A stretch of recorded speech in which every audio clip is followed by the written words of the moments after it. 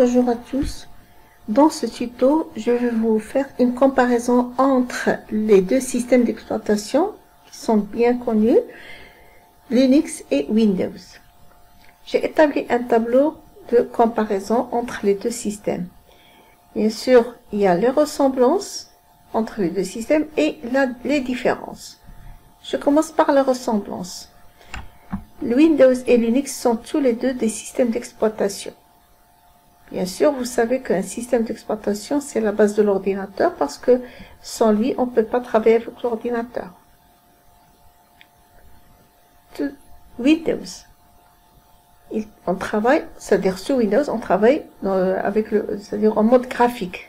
Le mode graphique, c'est ce que je suis en train d'utiliser. C'est-à-dire, il y a un bureau, il y a des fenêtres, je travaille avec la souris. Je clique, je glisse, etc. La même chose sur Linux. La même chose, on peut travailler en mode graphique.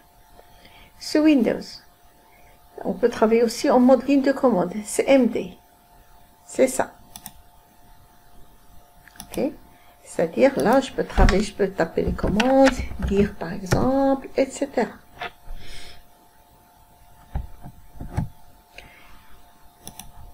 Sur Linux, la même chose, je peux travailler, c'est-à-dire en mode ligne de commande, c'est le terminal. C'est le terminal, voilà.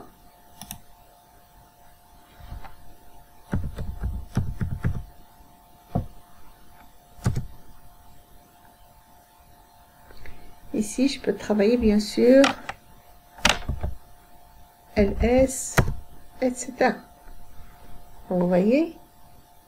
Donc les deux, on peut travailler c'est-à-dire sur Windows et sur Linux, on peut travailler en mode graphique avec la souris dessous et en mode ligne c'est-à-dire ligne de commande, CMD ou terminal sur Linux. Windows est un multitâche.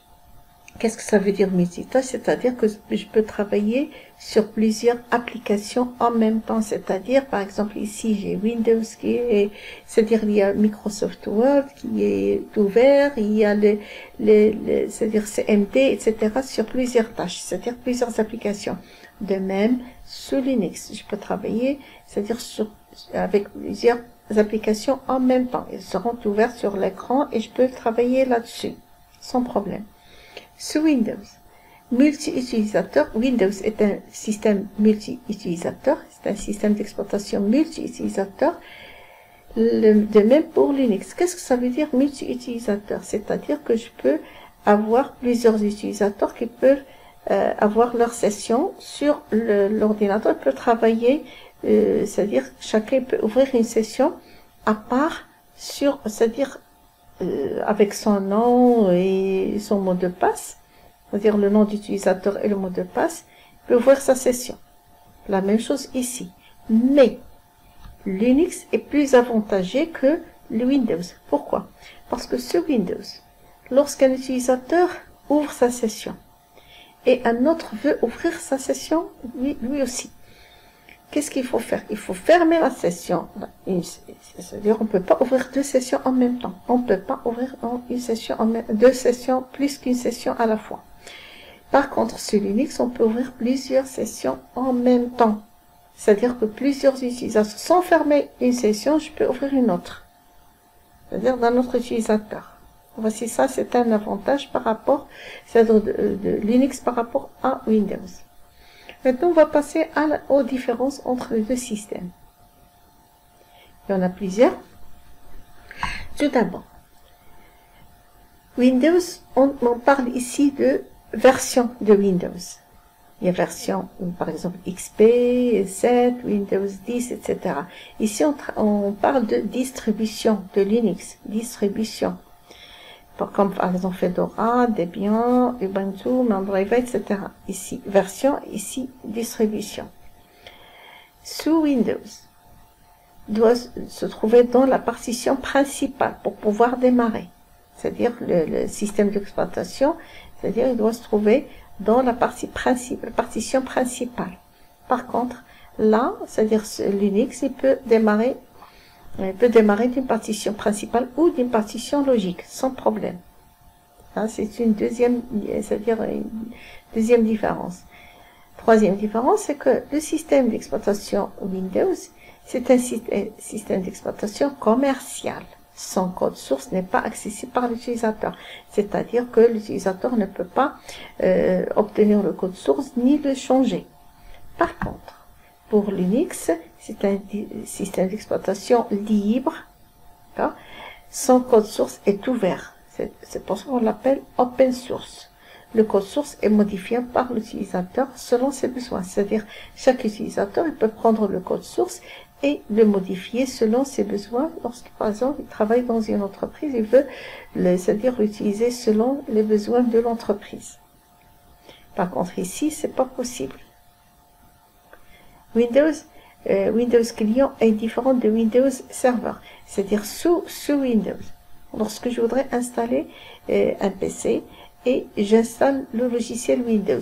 Je choisis soit, c'est-à-dire je dois acheter, c'est-à-dire je dois avoir le logiciel, c'est-à-dire le CD Windows client ou Windows Server. Par contre, sous Linux, j'ai le même logiciel, il peut s'installer, c'est-à-dire selon lors de l'installation, je peux choisir soit que je l'installe comme client ou comme serveur. En même temps, c'est-à-dire soit client, soit serveur. Là, non. Ici, Windows, non. Le CD de client est différent du CD de, c'est-à-dire du système d'exploitation client est différent du système d'exploitation serveur. Windows s'installe dans les autres applications, c'est-à-dire sans les autres applications, c'est-à-dire lorsque j'installe le système d'exploitation Windows, bien sûr, s'installe tout seul.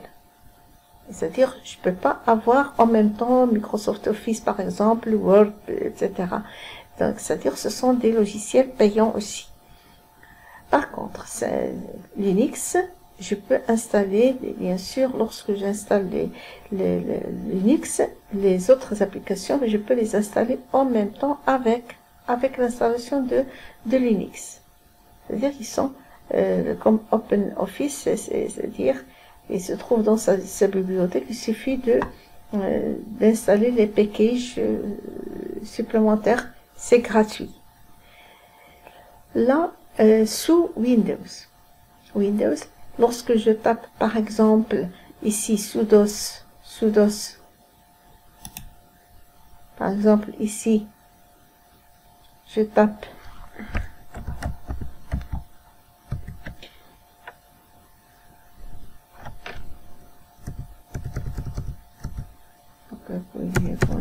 je tape par exemple dire minuscule, d'accord,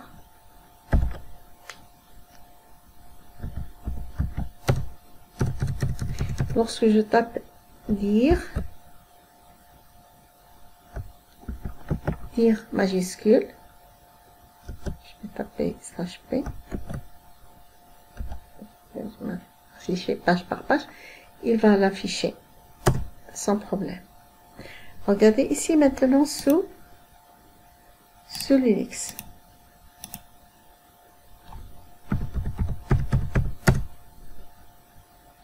Si je tape ls, sans problème.